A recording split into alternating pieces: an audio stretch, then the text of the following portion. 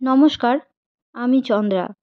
আমার এই গল্প পাঠে মূল চ্যানেলটি যদি আপনাদের ভালো লেগে থাকে তাহলে অবশ্যই লাইক, শেয়ার ও সাবস্ক্রাইব করে পাশে থাকবেন এবং অবশ্যই আপনাদের মূল্যবান মতামত কমেন্টের মাধ্যমে আমাকে জানাবেন। আজকের নিবেদন শ্রদ্ধেয় বিভূতিভূষণ বন্দ্যোপাধ্যায়ের পথের পাঁচালী উপন্যাসের মাটির ভেপু। গ্রামে বারোয়ারি চড়ক পুজোর সময় আসিল। গ্রামের বৈদ্যনাথ মজুমদার চাঁদার খাতা হাতে বাড়ি বাড়ি চাঁদা আদায় করিতে আসিলেন। হরিহর বলিল, না খুড়ো, এবার আমার 1 টাকা চাঁদা ধরাটা অন্যায্য হয়েছে। 1 টাকা দেবার কি আমার অবস্থা? বৈদ্যনাথ বলিলেন, না হে না, এবার নীলমণি হাজরার দল, এরকম দলটি এ অঞ্চলে কেউ চোখেও দেখেনি।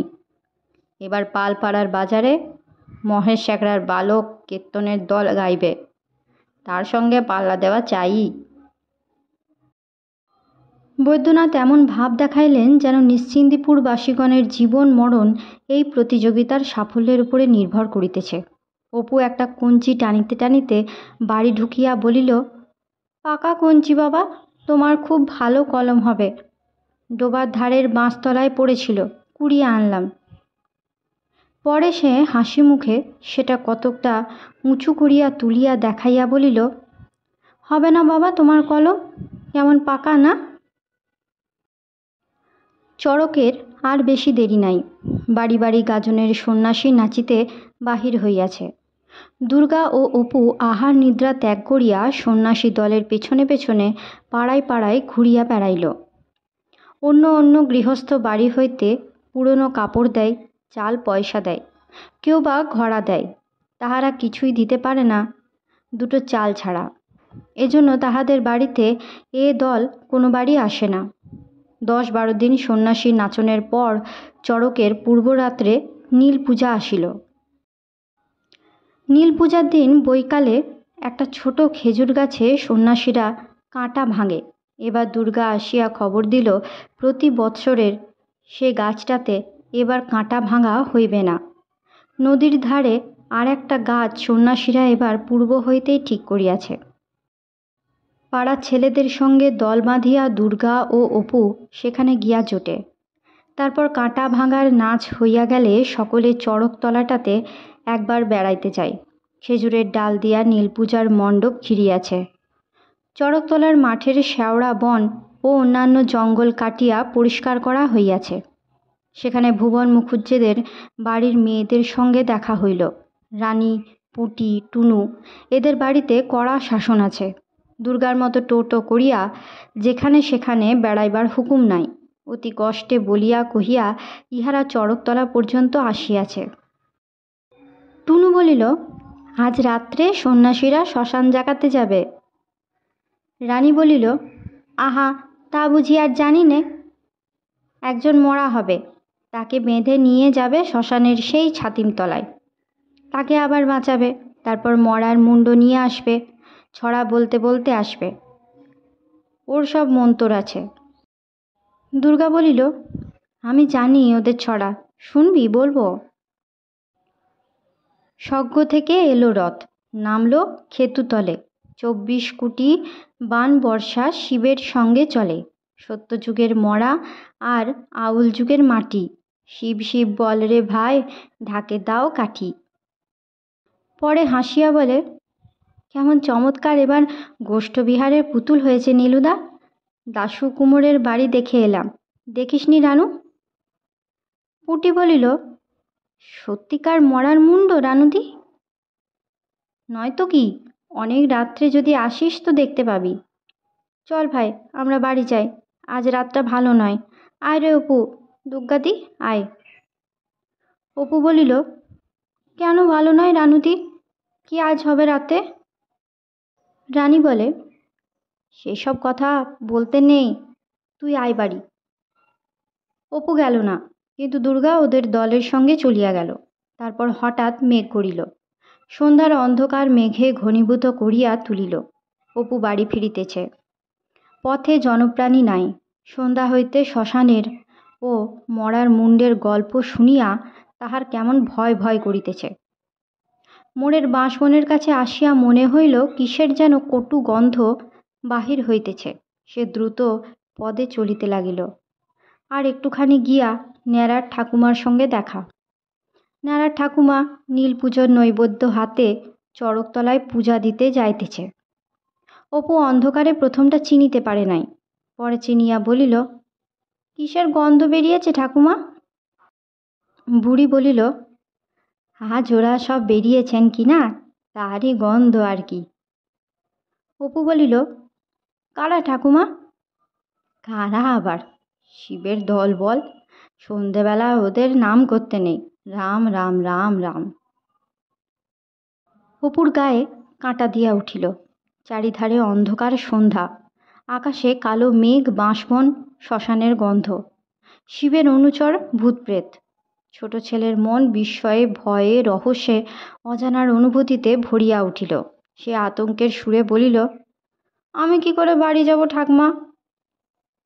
বুড়ি বকিয়া উঠিল, তা এত রাত করাই বা কেন বাপু আজকের দিনে?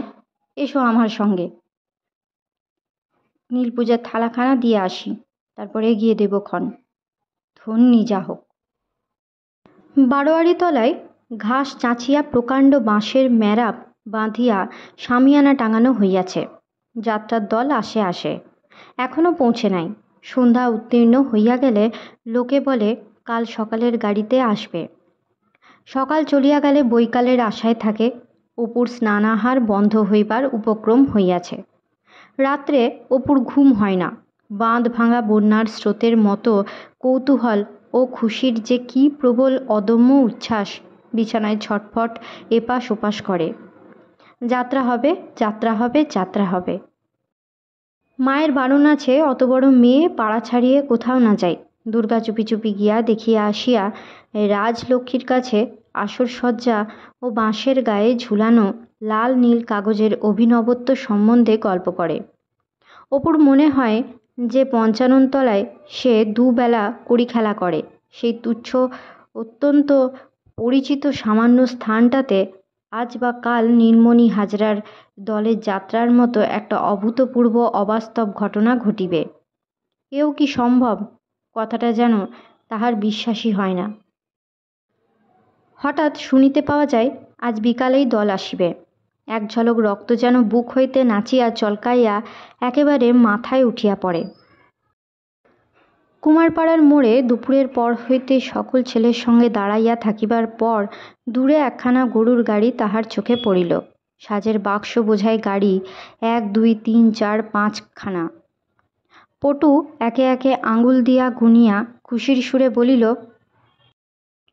অপুদা, আমরা এদের পেছনে পেছনে এদের বাসায় গিয়ে দেখে আসি, যাবি? সাজের গাড়িগুলার পেছনে দলের লোকেরা যাইতেছে।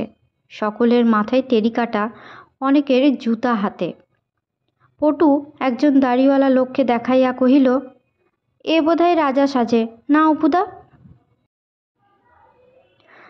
আকাশ বাতাসের রং একেবারে বদলাইয়া গেল। অপু মহা উৎসাহে বাড়ি ফিরিয়া দেখে তাহার বাবা দাওয়ায় বসিয়া কি লিখিতেছে ও গুনগুন করিয়া গান করিতেছে। সেভাবে যাত্রা আসিবার কথা তাহার বাবাও জানিতে পারিয়াছে, তাই এত স্ফূর্তি। উৎসাহে হাত নাড়িয়া বলে, সাজ একেবারে 5 গাড়ি বাবা, এরকম দল। হরিহর শিষ্যবাড়ি বিলি করার জন্য বালির কাগজে কবজ লিখিতেছিল। মুখ তুলিয়া বিস্ময়ের সুরে বলে, কিসের সাজ রে খোকা? অপু আশ্চর্য হইয়া যায়। এত বড় ঘটনা বাবার জানা নেই। বাবাকে সে নিতান্ত কৃপার পাত্র বিবেচনা করে। সকালে উঠিয়া অপুকে পড়িতে বসিতে হয়। খানিক পরে সে কাঁদো কাঁদো ভাবে বলে, আমি বারোয়ারিতলায় যাব বাবা, সকলে যাচ্ছে আর আমি এখন বুঝি বসে বসে পড়ব, এক্ষুনি যদি যাত্রা আরম্ভ হয়। তাহার বাবা বলে, পড়ো পড়ো, এখন বসে পড়ো, যাত্রা আরম্ভ হলে ঢোল বাজবার শব্দ তো শুনতে পাওয়া যাবে, তখন না হয় যেও এখন। প্রৌঢ় বয়সের ছেলে, নিজে সবসময় আজকাল বিদেশে থাকে। অল্প দিনের জন্য বাড়ি আসিয়া ছেলেকে চোখ ছাড়া করিতে মন চায় না। অভিমানের রাগে অপুর চোখ দিয়া জল পড়িতে থাকে। সে কান্না ভরা গলায় আবার শুভঙ্করী শুরু করে, মাস মাহিনা যার যতদিন, তার পরে কত। কিন্তু সকালে যাত্রা বসে না। খবর আসে ওবেলা বসিবে। ওবেলা অপু মায়ের কাছে যাইয়া কাঁদো কাঁদো ভাবে বাবার অত্যাচারের কাহিনী আনুপূর্বিক বর্ণনা করে। সর্বজয়া আসিয়া বলে, দাও না গো ছেলেটাকে ছেড়ে। বৎসরকারের দিনটা তোমার 9 মাস বাড়িতে থাকা নেই বছরে, আর ও একদিনের পড়াতে একেবারে তক্কালঙ্কার ঠাকুর হয়ে উঠবে কি না। অপু ছুটি পায়। সারা দুপুর তাহার বারোয়ারি তলায় কাটে। বৈকালে যাত্রা বসিবার পূর্বে বাড়িতে খাবার খাইতে আসিল।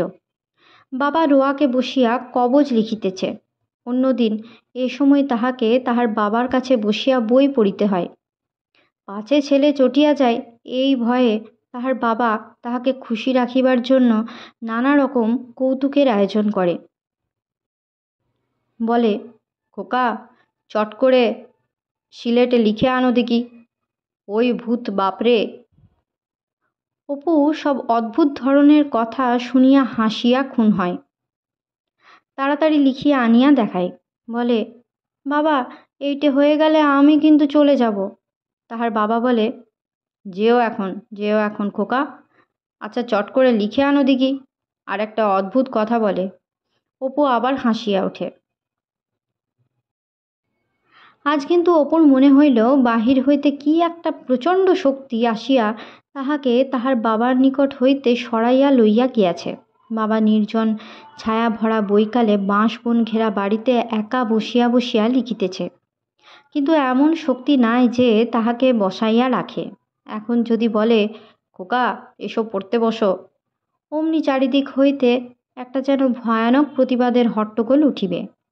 সকলে যেন বলিবে, না না, এ হয় না, এ হয় না, যাত্রা যে বসে বসে।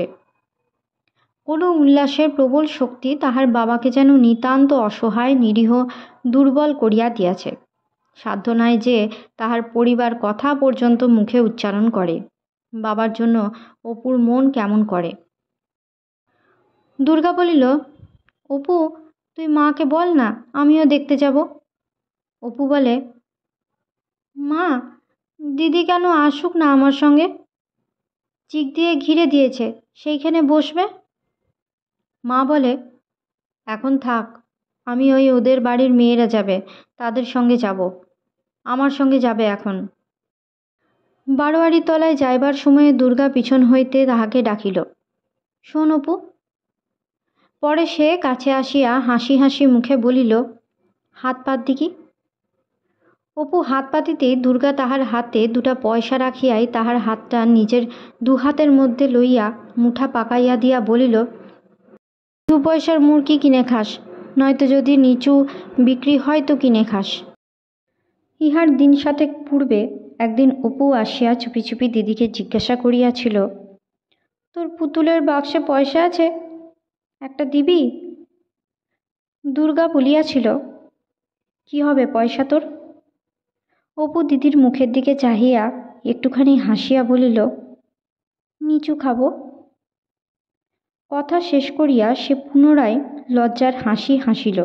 কৈফিয়তের সুরে হাসিয়া বলিল, বোষ্টমদের বাগানে ওরা মাচা বেঁধেছে দিদি, অনেক নিচু পড়েছে, 2 ঝুড়ি 1 পয়সায় 6টা, এই এত বড় বড়, একেবারে সিঁদুরের মতো রাঙা, সতু কিনলে, সাধন কিনলে।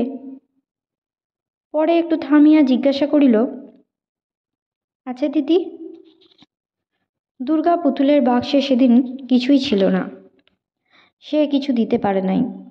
অপুকে বিরস মুখে চলিয়া যাইতে দেখিয়া সেদিন তাহার খুব কষ্ট হইয়াছিল।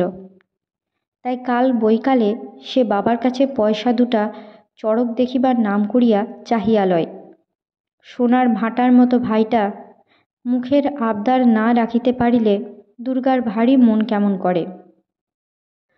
অপু চলিয়া গেলে তাহার মা ঘাট হইতে আসিয়া বলে, দুর্গা একটা কাজ করত, রানুদের বাগান থেকে 2টা সাদা গন্ধভেদালি পাতা খুঁজে নিয়ে আয় তো। অপুর শরীরটা অসুখ করেছে, একটু ঝোল করে দেব। মায়ের কথায় সে এক ছুটে রানুদের বাগানে যায়। বাগানে মানুষ সমান উঁচু ঘন আগাছার জঙ্গলের মধ্যে গন্ধ ভেদালির পাতা খুঁজিতে খুঁজিতে মনের সুখে মাথা দুলাইয়া পিসিমার মুখে ছেলেবেলায় শেখা একটা ছড়া আবৃত্তি করে। হলুদ বনে বনে নাকছাবিটি হারিয়ে গেছে, সুখ নেই কো মনে। যাত্রা আরম্ভ হয়। জগৎ নাই, কেহ নাই, শুধু অপু আছে আর নীলমণি হাজরার যাত্রার দল আছে সামনে। সন্ধ্যার আগে বেহালায় ইমন আলাপ করে। ভালো বেহালাদার পাড়াগাঁয়ের ছেলে কখনো সে ভালো জিনিস শোনে নাই। উদাস করুণ সুরে হঠাৎ মন কেমন করিয়া ওঠে। মনে হয় বাবা এখনো বসিয়া বাড়িতে সেই কি লিখিতেছে, দিদি আসিতে চাহিয়াও আসিতে পারে নাই। প্রথম যখন জরির সাজ পোশাক পরিয়া টাঙানো ঝাড় ও কড়ির ধূমের আলো সজ্জিত আসরে রাজার মন্ত্রীর দল আসিতে আরম্ভ করে, অপু মনে ভাবে এমন সব জিনিস তাহার বাবা দেখিল না। সবাই তো আসরে আসিয়াছে গ্রামের, তাহাদের পাড়ার কোনো লোক তো বাকি নাই, বাবা কেন এখনো? পালা দ্রুত অগ্রসর হইতে থাকে। সেবার সে বালক কীর্তনের দলের যাত্রা শুনিয়াছিল। সে কি আর একই, কী সব সাজ, কী সব চেহারা! হঠাৎ পিছন হইতে কে বলে, খোকা, বেশ দেখতে পাচ্ছ তো? তাহার বাবা কখন আসিয়া আসরে বসিয়াছে অপু জানিতে পারে নাই। বাবার দিকে ফিরিয়া বলে, বাবা, দিদি এসেছে, চিকের মধ্যে বুঝি? মন্ত্রীর গুপ্ত ষড়যন্ত্রে যখন রাজা রাজ্যচ্যুত হইয়া স্ত্রী পুত্র লইয়া বনে চলিতেছেন, তখন কাঁদুনে সুরে বেহালার সঙ্গত হয়। তারপর রাজা করুণ রস বহুক্ষণ জমাইয়া রাখিবার জন্য স্ত্রী পুত্রের হাত ধরিয়া এক এক পা করিয়া থামেন, আর এক এক পা অগ্রসর হইতে থাকেন। সত্যিকার জগতে কোনো বনবাস গমনোদ্যত রাজা নিতান্ত অপ্রকৃতিস্থ না হইলে একদল লোকের সম্মুখে সেরূপ করে না। বিশ্বস্ত রাজা সেনাপতি রাগে এমন কাঁপেন যে মৃগী রোগগ্রস্ত রোগীর পক্ষেও তাহা হিংসার বিষয় হইবার কথা। অপু অপলক চোখে চাহিয়া বসিয়া থাকে, মুগ্ধ বিস্মিত হইয়া যায়। এমন তো সে কখনো দেখে নাই। তারপর কোথায় চলিয়া গিয়াছেন রাজা, কোথায় গিয়াছেন রানী? ঘন নিবিড় বনে শুধু রাজপুত্র অজয় ও রাজকুমারী ইন্দুলেখা ভাই বোন ঘুরিয়া বেড়ায়। কেউ নাই যে তাহাদের মুখের দিকে চায়, কেউ নাই যে নির্জন বনে তাহাদের পথ দেখাইয়া লইয়া চলে। ছোট ভাইয়ের জন্য ফল আনিতে একটু দূরে চলিয়া যাইয়া ইন্দুলেখা আর ফেরে না। অজয় বনের মধ্যে বোনকে খুঁজিয়া বেড়ায়। তাহার পর নদীর ধারে হঠাৎ খুঁজিয়া পায় ইন্দুলেখার মৃতদেহ। ক্ষুধা তাড়নায় বিষফল খাইয়া সে মরিয়া গিয়াছে। অজয়ের করুণ গান, কোথা ছেড়ে গেলি এ বন কান্তারে, প্রাণ প্রিয় প্রাণ সাথীরে, শুনিয়া অপু এতক্ষণ মুগ্ধ চোখে চাহিয়াছিল, আর থাকিতে পারে না, ফুলিয়া ফুলিয়া কাঁদে। কলিঙ্গ রাজের সহিত বিচিত্র কেতুর যুদ্ধে তলোয়ার খেলা কি যায়? বুঝি ঝাড়গুলা গুঁড়া হয়, নয়তো কোনো হতভাগ্য দর্শকের চোখ দুটি বা যায়। রব ওঠে, ঝাড় সামলে ঝাড় সামলে, কিন্তু অদ্ভুত যুদ্ধ কৌশল, সব বাঁচাইয়া চলে, ধন্য বিচিত্র কেতু। মধ্যে অনেকক্ষণ ধরিয়া জুড়ির দীর্ঘ গান ও বেহালার কসরতের সময়ে অপুকে তাহার বাবা ডাকিয়া বলে, ঘুম পাচ্ছে, বাড়ি যাবে খোকা? ঘুম? সর্বনাশ, না, সে বাড়ি যাইবে না। বাহিরে ডাকিয়া তাহার বাবা বলে, এই 2 পয়সা রাখো বাবা, কিছু কিনে খেও, আমি বাড়ি গেলাম। অপুর ইচ্ছা হয় যে সে 1 পয়সার পান কিনিয়া খাইবে। পানের দোকানের কাছে অত্যন্ত কিসের ভিড় দেখিয়া অগ্রসর হইয়া দেখে, অবাক, সেনাপতি বিচিত্রকেতু হাতিয়ার বন্ধ অবস্থায় বার্সায় কিনিয়া ধরাইতেছেন। তাহাকে ঘিরিয়া রথযাত্রার ভিড়, আশ্চর্যের উপরে আশ্চর্য। রাজকুমার অজয় কোথা হইতে আসিয়া বিচিত্রকেতুর কুনুয়ে হাত দিয়া বলিল, 1 পয়সার পান খাওয়াও না কিশোরীদা। ধরা রাজপুত্রের প্রতি সেনাপতির বিশ্বস্ততার নিদর্শন দেখা গেল না। হাত ঝাড়া দিয়া বলিল, যাহ, অত পয়সা নেই। ওবেলা সাবানখানা যে দুজনে মাখলে আমাকে কি বলেছিলে? রাজপুত্র পুনরায় বলিল, খাওয়াও না কিশোরীদা, আমি বুঝি কখনো কিছু দিইনি তোমাকে। বিচিত্রকেতু হাত ছাড়াইয়া চলিয়া গেল। অপুর সমবয়সী হইবে, টুকটুকে, বেশ দেখিতে, গানের গলা বড় সুন্দর। অপু মুগ্ধ হইয়া তাহার দিকে চাহিয়া থাকে, বড় ইচ্ছা হয় আলাপ করিতে। হঠাৎ সে কিসের টানে সাহসী হইয়া আগাইয়া যায়, একটু লজ্জার সঙ্গে বলে, পান খাবে? অজয় একটু অবাক হয়, বলে, তুমি খাওয়াবে? নিয়ে এসো না। দুজনে ভাব হইয়া যায়। ভাব বলিলে ভুল হয়, অপু মুগ্ধ অভিভূত হইয়া যায়। ইহাকে সে এতদিন মনে মনে চাহিয়া আসিয়াছে, এই রাজপুত্র অজয়কে। তাহার মায়ের শত রূপকথার কাহিনীর মধ্য দিয়া শৈশবের শত স্বপ্নময়ী মুগ্ধ কল্পনার ঘোরে তাহার প্রাণ ইহাকেই চাহিয়াছে। এই চোখ, এই মুখ, এই গলার স্বর, ঠিক সে যাহা চায় তাহাই। অজয় জিজ্ঞাসা করে, তোমাদের বাড়ি কোথায় ভাই? আমাকে একজনের বাড়ি খেতে দিয়েছে, বড্ড বেলায় খেতে দেয়। তোমাদের বাড়িতে খায় কে? খুশিতে অপুর সারা গা কেমন করে। সে বলে, ভাই, আমাদের বাড়িতে একজন খেতে যায়, সে আজ দেখলাম ঢোলক বাজাচ্ছে। তুমি কাল থেকে যেও, আমি এসে ডেকে নিয়ে যাব। ঢোলকওয়ালা না হয় তুমি যে বাড়িতে আগে খেতে সেখানে খাবে। খানিক্ষণ দুজনে এদিক ওদিক বেড়াইবার পর অজয় বলে, আমি যাই ভাই, শেষ সিনে আমার গান আছে। আমার পাঠ কেমন লাগছে তোমার? শেষ রাত্রে যাত্রা ভাঙিলে অপু বাড়ি আসে। পথে আসিতে আসিতে যে যেখানে কথা বলে তাহার মনে হয় যাত্রার একটো হইতেছে। বাড়িতে তাহার দিদি বলে, ও অপু, কেমন যাত্রা শুনলি? অপুর মনে হয় গভীর জনশূন্য বনের মধ্যে রাজকুমারী ইন্দুলেখা কি বলিয়া উঠিল। কিসের যে ঘোর তাহাকে পাইয়া বসিয়াছে, মহা খুশির সহিত সে বলে, কাল থেকে অজয় যে সেজেছিল মা, সে আমাদের বাড়ি খেতে আসবে। তাহার মা বলে, দুজনে খাবে? দুজনকে কোত্থেকে?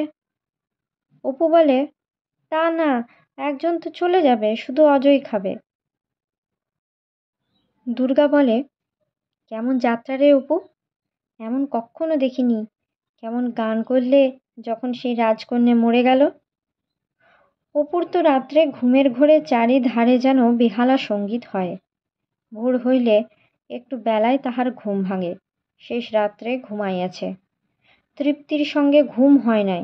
সূর্যের তীক্ষ্ণ আলোয় চোখে যেন ছুঁচ বেঁধে, চোখে জল দিলে জ্বালা করে। কিন্তু তাহার কানে একটা বেহালার ঢোল মন্দিরার ঐক্যতান বাজনা তখনও যেন বাজিতেছে, তখনও যেন সে যাত্রার আসরেই বসিয়া আছে। ঘাটের পথে যাইতে পাড়ার মেয়েরা কথা বলিতে বলিতে যাইতেছে। অপুর মনে হইল, কেহ ধীরাবতী, কেহ কলিঙ্গ দেশের মহারানী, কেহ রাজপুত্র অজয়ের মা বসুমতী। দিদির প্রতি কথায় হাত পা নাড়ার ভঙ্গিতে রাজকন্যা ইন্দুলেখা যেন মাখানো। কাল যে ইন্দুলেখা সাজিয়াছিল তাহাকে মানাইয়াছিল মন্দ নয় বটে, কিন্তু তাহার মনে মনে রাজকন্যা ইন্দুলেখার যে প্রতিমা গড়িয়া উঠিয়াছে তাহা তাহার দিদিকে লইয়া। ওই রকম গায়ের রং, অমনি বড় বড় চোখ, অমনি সুন্দর মুখ, অমনি সুন্দর চুল। ইন্দুলেখা তাহার সকল করুণা স্নেহ মাধুরী লইয়া কোন সেকালের দেশের অতীত জীবনের পরে আবার তাহার দিদি হইয়া যেন ফিরিয়া আসিয়াছে। কাল তাই ইন্দুলেখার কথার ভঙ্গিতে প্রতি পদক্ষেপে দিদি যেন ফুটিয়া ফুটিয়া বাহির হইতেছিল। যখন গভীর বনে সে শত স্নেহে ছোট ভাইকে জড়াইয়া রাখিয়াছিল, তাকে খাওয়াইবার জন্য ফল আহরণ করিতে গিয়া একা নির্জন বনের মধ্যে হারাইয়া গেল, সেই একদিনের মাকাল ফলের ঘটনাটাই অপুর ক্রমাগত মনে হইতেছিল। দুপুরবেলা খাইবার জন্য অপু গিয়া অজয়কে ডাকিয়া আনিল। তাহার মা দুজনকে এক জায়গায় খাইতে দিয়া অজয়ের পরিচয় লইতে বসিল। সে ব্রাহ্মণের ছেলে, তাহার কেহ নাই। এক মাসই তাহাকে মানুষ করিয়াছিল, সেও মরিয়া গিয়াছে। আজ বছরখানেক যাত্রার দলে কাজ করিতেছে। সর্বজয়ার ছেলেটির উপরে খুব স্নেহ হইল। বারবার জিজ্ঞাসা করিয়া তাহাকে খাওয়াইবার উপকরণ বেশি কিছু নাই, তবু ছেলেটি খুব খুশির সঙ্গে খাইল। তাহার পর দুর্গা মাকে চুপি চুপি বলিল, মা, ওকে সেই কালকের গানটা গাইতে বলো না। সেই কোথা ছেড়ে গেলিয়ে বন কান্তারে, প্রাণপ্রিয় প্রাণসাথীরে। অজয় গলা ছাড়িয়া গানটি গাহিল। অপু মুগ্ধ হইয়া গেল। সর্বজয়ার চোখের পাতা ভিজিয়া আসিল। আহা, এমন ছেলের মা নাই। তাহার পর সে আরও গান গাহিল। সর্বজয়া বলিল, বিকেলে মুড়ি ভাজব, তখন এসে অবশ্যই করে মুড়ি খেয়ে যেও। লজ্জা করো না যেন। যখন খুশি আসবে, আপনার বাড়ির মতো, বুঝলে? অপু তাহাকে সঙ্গে করিয়া নদীর ধারের দিকে বেড়াইতে গেল। সেখানে অজয় বলিল, ভাই, তোমার তো গলা মিষ্টি, একটা গান গাও না। অপুর খুব ইচ্ছা হইল ইহার কাছে গান গাহিয়া সে বাহাদুরি লইবে, কিন্তু বড় ভয় করে। এ একজন যাত্রা দলের ছেলে, এর কাছে তার গান গাওয়া। নদীর ধারে বড় শিমুল গাছটার তলায় চলাচলতির পথ হইতে কিছু দূরে বাঁশঝোপের আড়ালে দুজনে বসে। অপু অনেক কষ্টে লজ্জা কাটাইয়া একটা গান ধরে। শ্রীচরণে ভার একবারও গা তোলো হে অনন্ত। দাশুরায়ের পাঁচালীর গান বাবার মুখে শুনিয়া সে লিখিয়া লইয়াছে। অজয় অবাক হইয়া যায়, বলে, তোমার এমন গলা ভাই, তা তুমি গান গাও না কেন? আরেকটা গাও। অপু উৎসাহিত হইয়া আর একটা ধরে। খেয়ার আসে বসে রে মন, ডুবলো বেলা খেয়ার ধারে। তাহার দিদি কোথা হইতে শিখিয়া আসিয়া গাহিত। সুরটা বড় ভালো লাগায় অপু তাহার কাছ হইতে শিখিয়াছিল। বাড়িতে কেহ না থাকিলে মাঝে মাঝে গানটা তাহারা দুজনে মিলে গাহিয়া থাকে। গান শেষ হইলে অজয় প্রশংসায় উচ্ছ্বসিত হইয়া উঠিল।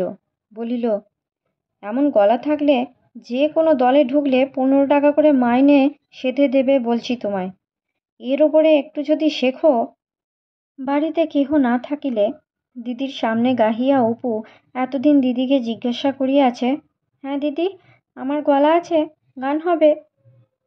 দিদি তাহাকে বরাবর আশ্বাস দিয়া আসিয়াছে, কিন্তু দিদির আশ্বাস যতই আশাপ্রদ হোক, আজ একজন সঙ্গীত দক্ষ খাস যাত্রাদলের নামকরা মেডেলওয়ালা গায়কের মুখে প্রশংসার কথা শুনিয়া আনন্দে অপু কি বলিয়া উত্তর করিবে ঠাউর করিতে পারিল না।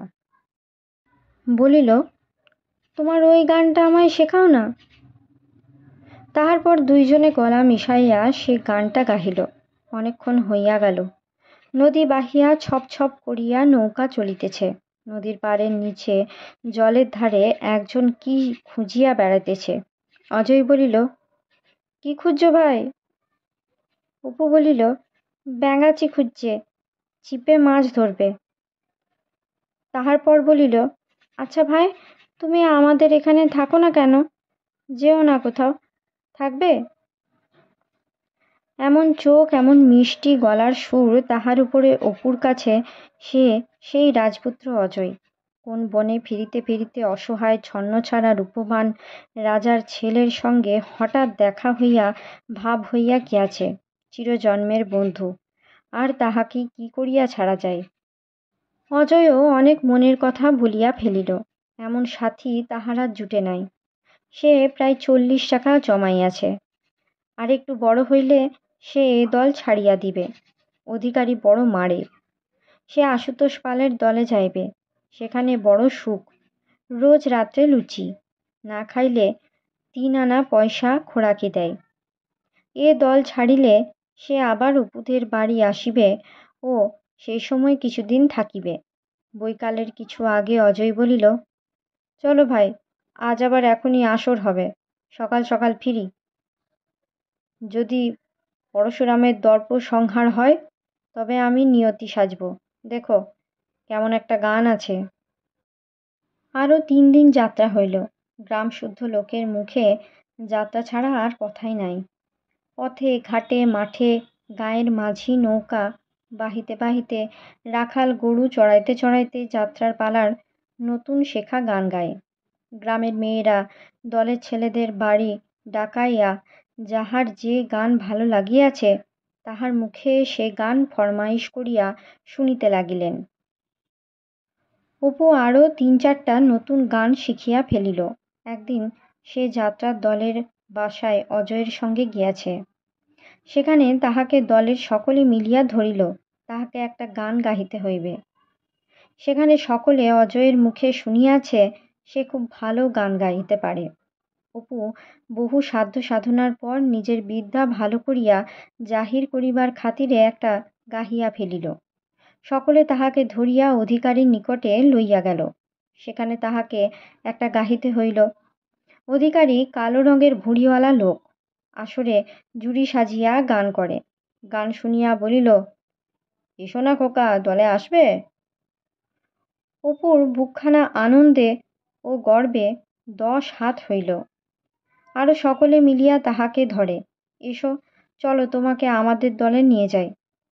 অপুর তো ইচ্ছা সে এখনই যায়। যাত্রার দলে কাজ করা মনুষ্য জীবনের চরম উদ্দেশ্য। সে কথা এতদিন সে কেন জানিত না, ইহাই তো আশ্চর্যের বিষয়।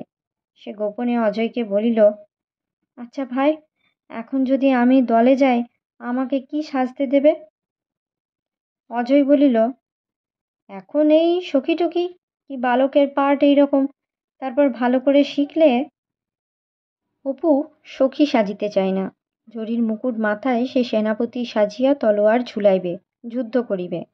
বড় হইলে সে যাত্রার দলে যাইবেই, উহাই তাহার জীবনের ধ্রুব লক্ষ্য। অজয় তাহাকে চুপি চুপি কোষ্ঠীপাতরের রং একটা ছোকরাকে দেখাইয়া কহিল, এই যে দেখছ, এর নাম বিষ্টু তেলি, আমার সঙ্গে মোটে বনে না। আমার নিজের পয়সায় দেশলাই কিনে বালিশের তলায় রেখে শুই, দেশলাই উঠিয়ে নেয় চুরুট খেতে, আর দেয় না। আমি বলি, আমার রাত্রে ভয় করে, দেশলাইটা দাও। অন্ধকারে মন ছমছম করে, তাই সেদিন চেয়েছিলাম বলে এমনি থাবড়া একটা মেরেছে। নাচে ভালো বলে অধিকারী বড় খাতির করে, কিছু বলবারও জো নেই। দিন 5 পরে যাত্রাদলের গাওনা শেষ হইয়া গেলে তাহারা রওনা হইল। অজয় বাড়ির ছেলের মতো যখন তখন আসিত যাইত। এই কয়দিনের মধ্যে সে যেন অপুরই আর এক ভাই হইয়া পড়িয়াছিল। অপুরই বয়সী ছোট ছেলে। সংসারে কেহ নাই শুনিয়া সর্বজয়া তাহাকে এ কয়দিন অপুর মতো যত্ন করিয়াছে। দুর্গাও তাহাকে আপন ভাইয়ের চোখে দেখিয়াছে। তাহার কাছে গান শিখিয়া লইয়াছে, কত গল্প শুনাইয়াছে, তাহার পিসিমার কথা বলিয়াছে। 3 জনে মিলিয়া উঠানে বড় ঘর আঁকিয়া গঙ্গা যমুনা খেলিয়াছে। খাইবার সময়ে জোর করিয়া বেশি খাইতে বাধ্য করিয়াছে। যাত্রা দলে থাকে, কে কোথায় দেখে, কোথায় শোয়, কি খায়, আহা, বলিবার কেহ নাই। গৃহ সংসারের যে স্নেহ স্পর্শ বোধ হয় জন্মাবধি তাহার ভাগ্যে ঘটে নাই। অপ্রত্যাশিতভাবে আজ তাহার স্বাদ লাভ করিয়া লোভীর মতো সে কিছুতেই ছাড়িয়া যাইতে চাহিতেছিল না। যাইবার সময় সে হঠাৎ পুঁটুলি খুলিয়া কষ্টে সঞ্চিত 5টি টাকা বাহির করিয়া সর্বজয়ার হাতে দিতে গেল। একটু লজ্জার সুরে বলিল, এই 5টি টাকা দিয়ে দিদির বিয়ের সময় একখানা ভালো কাপড়। সর্বজয়া বলিল, না না, তুমি মুখে বললে এই খুব হলো, টাকা দিতে হবে না। তোমার এখন টাকার কত দরকার, বিয়ে থাকা করে সংসারী হতে হবে। তবু সে কিছুতেই ছাড়ে না। অনেক বুঝাইয়া তবে তাহাকে নিরস্ত করিতে হইল। তাহার পর সকলে উহাদের বাড়ির দরজার সামনে খানিকটা পর্যন্ত তাহাকে আগাইয়া দিতে আসিল। যাইবার সময় সে বারবার বলিয়া গেল, দিদির বিয়ের সময় অবশ্য করিয়া যেন তাহাকে পত্র দেওয়া হয়। গাবতলার ছায়ায় ছায়ায় তাহার সুকুমার বালক মূর্তি ভাট শেওড়া ঝোপের আড়ালে অদৃশ্য হইয়া গেলে হঠাৎ সর্বজয়ার মনে হইল, বড্ড ছেলে মানুষ, আহা, এই বয়সে বেরিয়েছে নিজের রোজগার নিজে করতে। অপুর আমার যদি ওই রকম হতো, মাগো। আজকের মতো গল্প পাঠ এই পর্যন্ত। পরবর্তী অংশ নিয়ে আসবো পরবর্তী ভিডিওতে। সকলে ভালো থাকবেন, সুস্থ থাকবেন এবং পাশে থাকবেন। নমস্কার।